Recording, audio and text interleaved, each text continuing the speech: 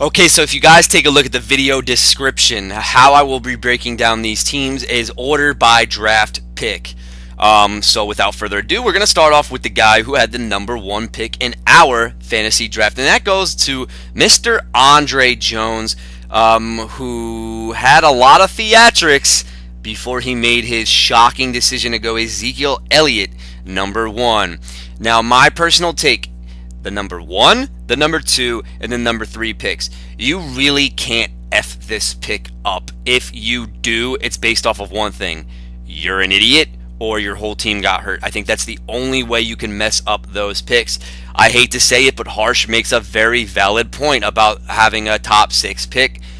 Because every single year it's very easy. And what do I mean by drafting? You take the most dominant running back, you're locked in for those guaranteed teen points every week, and then you mix it up, get wide receiver, go double wide receiver. You don't have to worry about that RB2 with these guys, man. You really have to be a dumb drafter to like really mess this pick up. And Andre, I don't think you're a dumb drafter because I think you did a very good job. At first, I was blown away, but you managed to do a good job. So let's break down the team. Elliott, look, whatever, say whatever you want. The guy could still be a stud. He's going to finish inside the top five, so it really doesn't matter that you shock the world or not. The only thing about Ezekiel Elliott is that it affected another team, which we'll get to later on. Then you went with T.Y. Hilton, and I do think pre-draft, this was a phenomenal decision. Luck looks lock and loaded, and when you have Luck and T.Y. Hilton together, T.Y. Hilton is going to eclipse over 1,200 yards. Has touchdown upside between 7 to 10 touchdowns. He is a locked-in wide receiver. The reason why I like T.Y. Hilton the most now in his career with Andrew Luck, early in his career, he lined up specifically on the outside because he had Reggie Wayne. Well, guess what? To avoid those dominant man-to-man covered corners, he now is in the slot. T.Y. Hilton with Andrew Luck is a wide receiver one, no question about it. The only downside to this is the injury that happened. And Andre, you can text me if you want. Let me know if that injury happened before our draft. Would you have still taken T.Y. Hilton with that nerve in his shoulder or whatever it is? The interesting thing here is that you went with the hype guy in Joe Mixon. Now, me personally, doing a lot of research, Joe Mixon was a guy that I was not so sold on. But I do think volume can mask inefficiency. So, and because of that, I think because of Ezekiel Elliott, Joe Mixon will only be asked on your roster to be an RB2, and I think that's what you have there. So no beef on that pick either. I'm not going to go through each and every one of your picks. If we did that, this podcast would be 3 hours. Let's look at your construction. You got Tom Brady. You picked him at a very, very good value. No hate whatsoever. Well, we talked about T.Y. Hilton. Now, the one guy, it's funny too, and I mean, hey, I'm going to take some credit for it, man, and if props for doing that. You did have Royce Freeman, but then got shipped to Johnny for a Golden Tate. If you already know, Royce Freeman is my RB rookie running back to own outside of Saquon Barkley, simply for the fact that Devontae Booker sucks and he is a good talent. Your next constructed team, you, like myself, waited very late on tight ends, and you found that Austin Seferian-Jenkins was there. I actually like this pick a lot. People can say what they want about Blake Bortles. Seferian-Jenkins was pretty good with the Jets. I actually think he might be serviceable with the Jacksonville Jaguars. Your flexes do get a little interesting, though. I think because of shipping out Royce Freeman, I think it's going to be a combination between Cohen, Miller, Lockett, Crabtree, and Moore. Personally, DJ Moore, that is. Lamar Miller. Here's my take on Lamar Miller. I'm sorry, Andre. I'm a little confused right now because I can't find my iced coffee. Oh, there it is. My bad. Lamar Miller. Here's my take on Lamar Miller as I take a sip of this coffee. If you were going out to take Lamar Miller, it meant two things. One, you saw what he was able to do with Deshaun Watson last year, and you're kind of expecting the same outcome. Okay, that's not bad. Or if you took Lamar Miller there, it's because you don't believe in the health of Deontay Foreman, who, lucky for you, is on the pup. Now, Lamar Miller will be used very efficient with Deshaun Watson due to the read option. It's something that Miller's never really had in his career, unless you really want to say Ryan Tannehill could run the read option, which is possible, but still, nothing like Deshaun Watson. The only concern I have for Lamar Miller is number one is health, and number two is that the Texans, graded by Pro Football Focus, had the worst offensive line as far as rushing and passing was concerned. They don't have a line after they shipped out Dwayne Brown. So when you look at the box score for Lamar Miller, the yards per carry are going to be around 3. It's going to be ugly. The one thing that will be good for him, though, is his volume in the passing game. And for that, I cannot hate the pick whatsoever.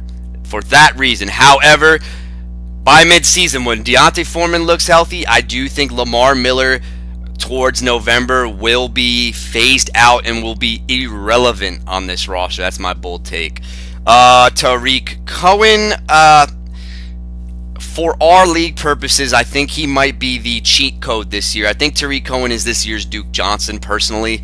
I love Jordan Howard, but Cohen is going to be lined up everywhere. He's going to be that hybrid Swiss Army knife type back that we all want to take in PPR leagues. And the thing that's good about him, return yards. So I think because of that, you're getting added bonus with Tariq Cohen. Andre, honestly, the more you manage your team, let's say Joe Mixon is just god-awful, like he's getting you 7 points a week, he's nothing. And let's say that Lamar Miller didn't, do his part. I think your backup plan right now would look like Crabtree slides into there and Cohen becomes your RB2. I actually think you have a lot of trade targets at RB. You already got rid of Royce Freeman. But the bench upside flyer guys, here are guys I really like. I want to say Tyler Lockett, but this is now 4 or 5 years where this guy has had the opportunity to do exceptionally well. The only reason why I'm going to put Lockett's name still in a decent breakout candidate is, again, because of the return yards. There is actually another guy on this roster who I do like, but if Lockett is still on return yards, you might be looking at, you see those 11 projected, you're going to hit that solid 10 to 11. I'm never a Crabtree guy, personally, and it's not about his chain getting snatched or anything like that. I just don't like Joe Flacco. DJ Moore could be nice. I'm not going to lie. Josh Doxson I want to see do really good, but it's going to be hard for me to trust him with Alex Smith. However, Doxson and Mike Williams, I think, are the two upside guys that have a lot of touchdown potential. And then you went ahead and took the Denver Broncos defense. Let's not get confused, ladies and gentlemen. Just because Talib left, dude, they upgraded the front. And if you want your corners to be good, you've got to have a good front. So when I look at the construction, pairing up T.Y. Hilton for Golden Tate is phenomenal. I think that's great. You got the deep threat guy paired with the consistent guy. Now, Golden Tate is a guy, him and Marvin Jones are going to benefit based off of matchups.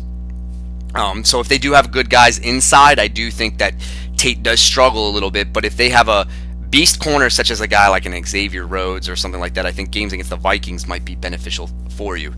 I think the team is set up pretty good. I do think this is going to be a competitive team. Like I said before, Andre, what am I saying? Oh, sorry, bro. You can't mess up the number 1 pick, and you did not do that. Even as much as it pained you to get rid of Royce Freeman and the hype surrounding him, you did need a backup plan at wide receiver. So let's take a look at your season outlook as far as what the commish says, not what the Yahoo default fantasy page says. So I think Brady was going to be good. The health with Hilton you do have to monitor throughout the year, but I do think with this happening in the preseason, it's going to benefit you. He gets that shoulder kind of rehab for 2 to 3 weeks. I think you should be good to go. Worst case scenario for this team, Joe Mixon becomes a bust. Tariq Cohen is not used, and it is Jordan Howard's backfield. Lamar Miller gets hurt. I think that's, if you just listen to what my take was on that starting roster, that's 3 things that need to happen. That's a lot that needs to happen. I don't think it is. Bottom line, Andre, one thing is that you are in a very competitive division. And honestly, I don't think it matters to you whatsoever. I do think that this team is a playoff contender, barring 2 things, a Joe Mixon bust and health. Now, I know that's a cop-out, like, come on, Nick, like health, but hear me out, fam. When you already got somebody that's hurt, I got to throw that health card in there. So I actually do like this team a lot.